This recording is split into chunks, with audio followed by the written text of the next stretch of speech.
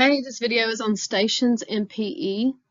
So we're trying to provide strategies for using stations in PE for 3rd through 5th grade while I focus on classroom management, assessment, safety, and sportsmanship.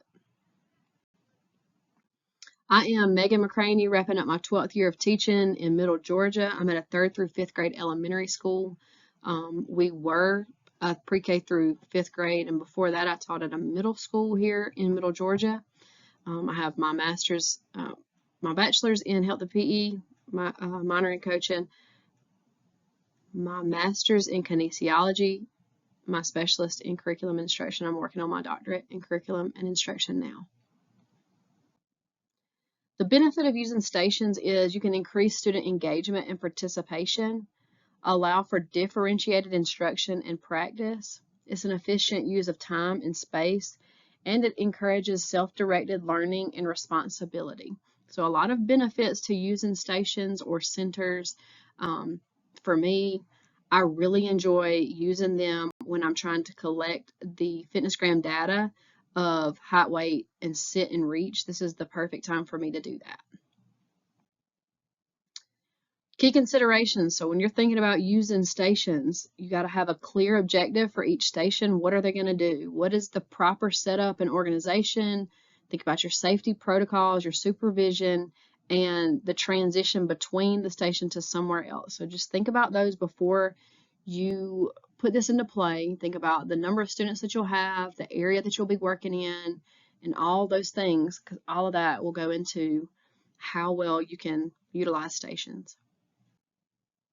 Some examples, a very simple one, an agility ladder. If you don't have an actual ladder, they may be $15, probably more like $10, but you can use tape. I use my floor tape for all kind of things. Also, masking tape is great, but it improves footwork and coordination. They can run through the ladder with various foot patterns. So that is where everything shifts. The foot pattern of just running through is great. But when you can change into the different patterns, like 1 foot in, 1 foot out, or hopscotch, or there's just so many different, like you can karaoke down the side of it. You can use your feet, but you can also use your hands and do it as a push-up. So a lot of ways to adjust and adapt this to make it easier or more challenging for your students. This, for safety and sportsmanship, ensure that they wait their turn and have them cheer for their classmates. Another station is dribbling skills. So you can enhance their dribbling techniques for basketball or soccer. They can dribble a ball around cones or markers. You can emphasize control and precision over speed, and encourages positive feedback and peer support. So the best thing for me was giving everyone their own ball and trying to have only one color to choose from. If they have options, then they're all going to want to choose an orange soccer ball if it's the funky color, and then that just takes the attention off we need. So that is one way that I can just not have an issue where ordinarily probably shouldn't be one, but it's just one way of reducing that risk. Jump rope.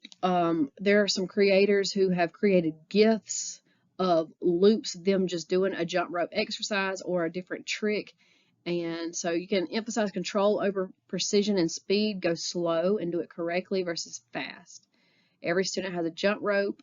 And for me, I've said earlier in different videos, we have indoor spots, and at their indoor spots, they can't touch anyone and no one can touch them. They're spaced far enough apart to where they have their own bubble. So we try to jump rope in that area, and then if you have a taller student who needs a longer rope and that rope interferes with the person in front of them, then we make adjustments. But that's our starting point. That is how we maintain safe distance. You can also use hula hoops, space students out with, like, you can get one student in this hoop and then everybody else at an indoor spot. That's another way for a concrete. You can see the hula hoop, they know to stay in the hula hoop, and that helps students who need that concrete visual. Celebrate personal bests and efforts. So again, the GIF loop was a game changer for me. I can have that demonstrating behind me and walk around with the energy all day long to walk around the room, give feedback, give constructive criticism, um, while not being out of breath myself. Another station we have used is a balance beam. We have one balance beam, it's probably a foot off the ground, but we also have three 12-foot long 2x4s. So depending on the student's ability level or comfortability, depends on what they use. But even with the balance beam that's a foot off the ground, I put crash pads just in case somebody is jumping or doing something and they happen to fall, they'll have the soft landing. We can develop our balance and stability, and they walk across the balance beam and practice other movements as well. They can walk forward, backward. For some students, their very first time walking on the 1-foot tall balance beam, I will provide spotters, and then always encourage perseverance and focus on what they're doing. Relay races is another favorite when we do stations. That's where I introduce anything that I potentially might need to use for field day. They have already done it during the year, usually when we're doing stations. So I can do various relay races, passing batons, anything, three-legged race, any kind of relay race that I might use. Like I said, at the end of the year, we'll go ahead and practice that at some point. Emphasize safe passing and no physical contact when they are passing a baton. We encourage cheering, team spirit. It does get a little loud, but the kids are bought in, they are engaged, and they are very excited when their team wins. For organizing and setting up stations, prepare. You have to plan and know what they're going to do. Gather all of your equipment and then think, do we need a visual at every station? I tend to print out something, or create some kind of document that reminds the kids this is what we're doing and for how long, or 10 reps of this. And so just having that visual at each station helps. Dividing up, you can use colored jerseys or count them out, and then the groups rotate in an organized manner. I have done where we have way too many stations for groups, so there's not an organized manner of rotation. They can just rotate freely as they want as long as that station is available, but I only do that second semester. I let the first semester be really organized, and then start with the older ones the freedom to kind of explore as they want to, not just follow the pattern of just around the room. During class, I use a timer to signal transitions. That's going to be on my smartboard, so anybody can look around the room and see, oh, we've got 38 seconds left, or it's time to rotate, and I do a Tabata timer for that, so they have a little bit of transition time to clean up and then get to the next place. Provide clear instructions and demonstrate each station. I do that before the whole class starts participating in the stations, and then monitor and support student as needed.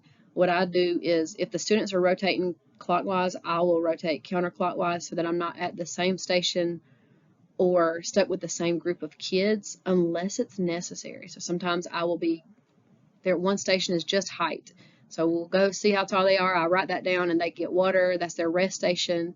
So for that, I would maintain my position at that station only. Post-activity reflection, discuss what went well, areas for improvement, and highlight examples of good sportsmanship. Classroom management strategies. So establishing clear rules and expectations at the beginning of the class helps, but using those visual aids is key for me. If the kids know that the next station is going to have everything they need, I don't have to spend a whole lot of time at the beginning of class demonstrating, because at that station will be a visual of what they need to do. Effective transition, like I said, I use my smartboard with a Tabata timer, which includes you may be at a station for 2 minutes, but your transition time may be 15 seconds. That is plenty of time to clean up whatever you had and then get to the next station 10 feet away. I practice a transition a few times before we actually start the stations. That tends to help as well. Active supervision, like I said, I go opposite of the student's rotation if I am rotating, and address issues promptly and provide positive reinforcement. If I ever see a child doing something that's spectacular, I'll stop everybody and congratulate them, not to embarrass them, but so they know, so all students know that that's what I'm looking for. I'm not looking for the bad, I'm looking for the good, and I want everybody to be showing off their best effort. Student leadership, assign leaders to help manage stations, assist peers, and rotate those leadership roles so that all students have a responsibility or an opportunity. But understand that it's also, if they see something going on, they are in charge of saying, hey man, that's unsafe. Let's not do that. Assessing student data at stations, I can do observational, so checklists, note the specific demonstrated skill at each station. Self and peer assessments, students can reflect on what they do, and they can also reflect on what their peers do. I can say, all right, let's look at everyone around us. Let's identify somebody who is throwing correctly. Let's look at the cues for throwing a overhand toss. And so are they stepping to the target? And have all that available for the students to assess their peers. And then we can track any progress for specific skills, like number of successful jump rope, like in jump rope, number of successful tricks back to back to back, or dribbling accuracy. Anytime there's a measurable outcome, we tend to write that down and let students do that, so they have some accountability there. Example assessment tools. We got participation checklist, skill development rubric, sportsmanship scorecard, and reflective journals. All of these things can be found easily. Just Google like what you're looking for, a template, openphysed.org. You can create a free account, and there are so many assessment resources there. And then I like having the reflective journals, just tying in document, like the students writing down, like I said earlier in other videos, that does help them to solidify that knowledge and then write it down. It's going to help their classroom teachers. Like they just wrote in PE, so it's not going to be the end of the world when you have to come to class and write as well. Encouraging safety and good sportsmanship. We go over our safety protocols like at the beginning of every class. If we're using some specific equipment that's not typically out, I will definitely go over, like for our mobile basketball goals, hey, we don't touch the rim. We don't even stand on the base of this.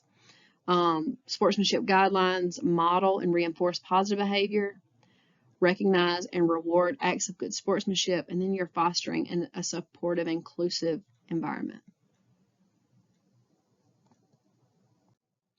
Addressing challenges. So when you're managing large groups, use assistant teachers or student leaders to help, and then break down the stations into smaller stations or subgroups if necessary. Make sure that all students have the ability to succeed. So you got to include varying skill levels, or maybe even different equipment. If we're doing an overhand toss, then it may not be that we're all using a baseball. Some of us use maybe a softball or a foam ball or a tennis ball. If we're doing the same skill, then student choice really goes a long way with their comfortability level to lead to success. Maintain a focus. We got our clear instructions, and then we have our typical blow the whistle. That means stop, drop, and listen to regain attention. And again, I am Megan McCraney. This is my email. If you need anything, if you have some questions, reach out. Thank you.